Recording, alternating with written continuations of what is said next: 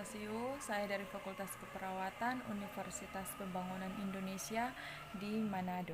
Baiklah, kita akan langsung masuk saja dalam poin penting, yaitu struktur dan fungsi reproduksi pada manusia. Dan untuk yang pertama kita akan membahas tentang organ reproduksi pada laki-laki. Organ reproduksi pada laki-laki yaitu terdiri dari penis, skrotum, dan testis. Kita akan bahas pertama tentang penis. Penis adalah organ seks pria. Penis terdiri dari 3 bagian utama, yaitu pangkal atau radix, batang atau korpus, dan kepala atau glans. Di ujung kepala penis terdapat lubang saluran uretra untuk mengeluarkan urin di dalam tubuh.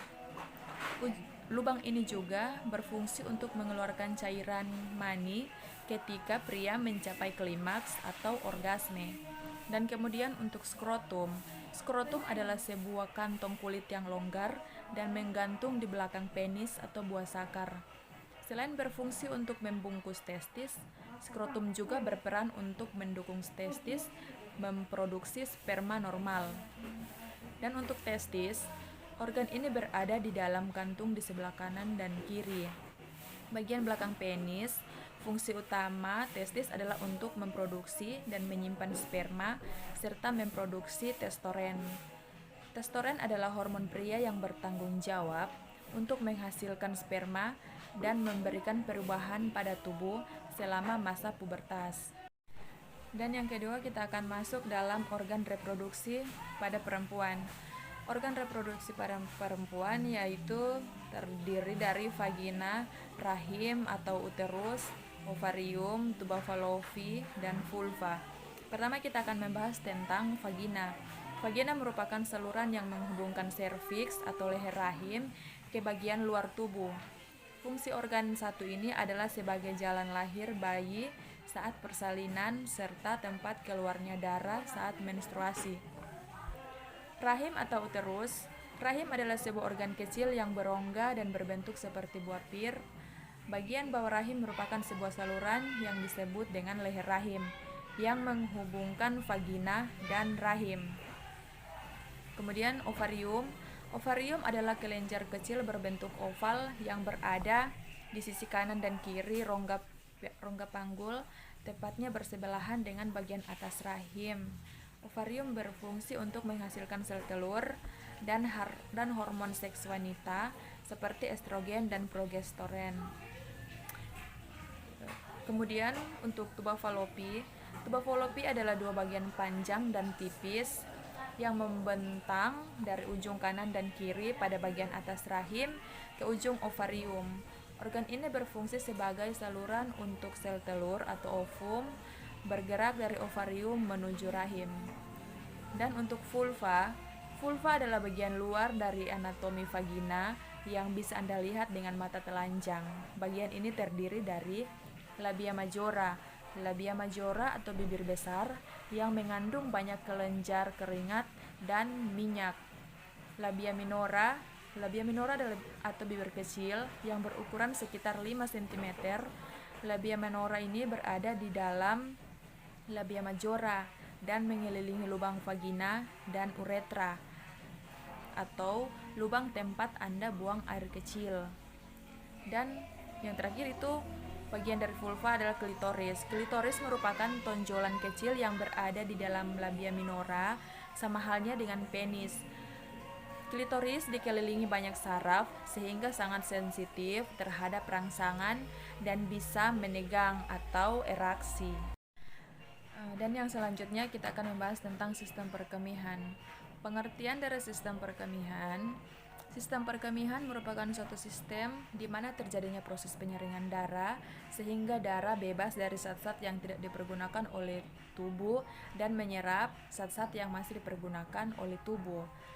Zat-zat yang tidak dipergunakan lagi oleh tubuh larut dalam air dan dikeluarkan berupa urin atau air kemih.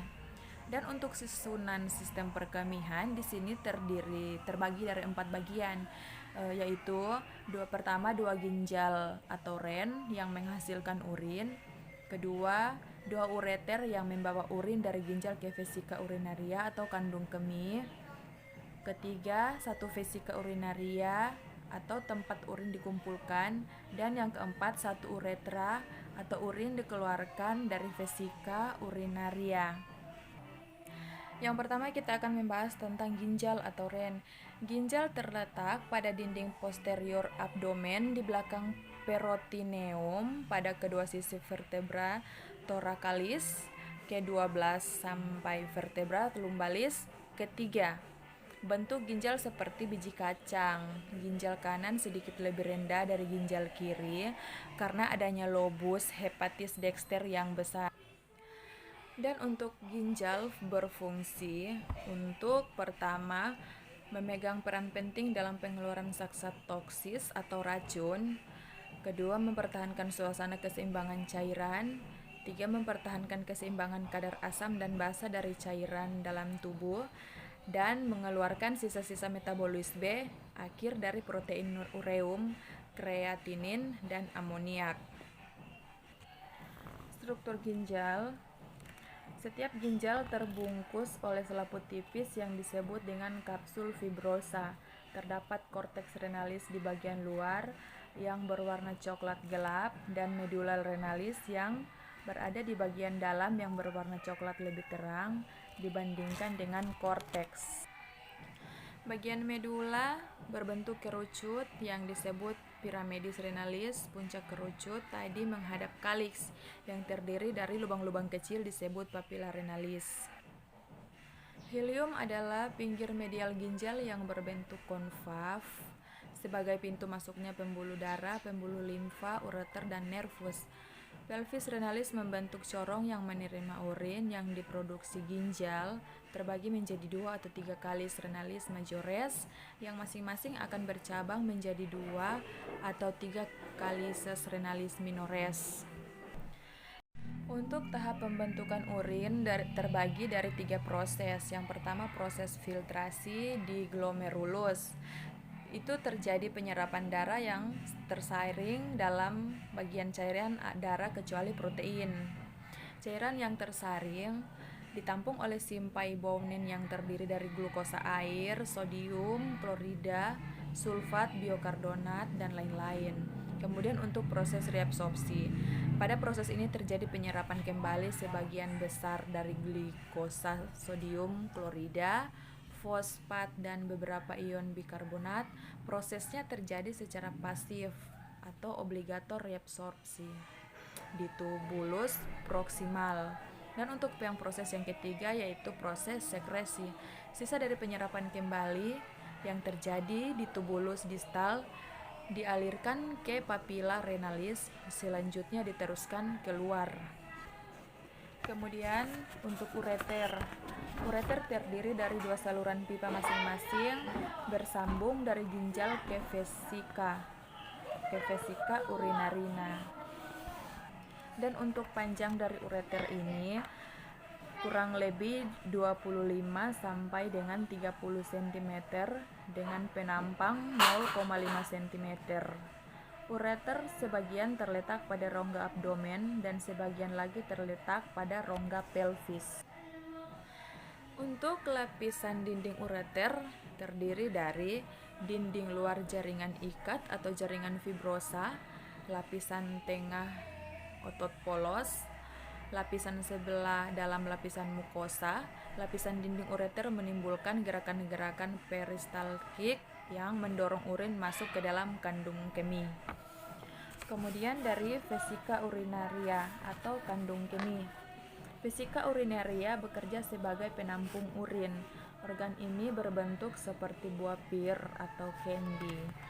Letaknya di belakang simfisis pubis di dalam rongga panggul. Vesika urinaria dapat mengembang dan mengempis seperti balon karet. Demikian untuk video singkat saya dan semoga teman-teman sekalian bisa menyimak serta mengerti dari apa yang sudah dijelaskan tadi. Terima kasih.